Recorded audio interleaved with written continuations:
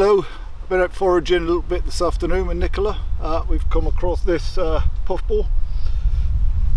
This one has been well and truly munched by the slugs, so we're going to give this one a miss. Fortunately there's another one just behind, so let's get that one. Here's our giant puffball, relatively unscathed. This is looking much better to eat, so I'm just going to take this out of the ground. I'm just getting my fingers right the way underneath it there, lift up, and there's our puffball. So we'll take this back to camp and get it cooked up.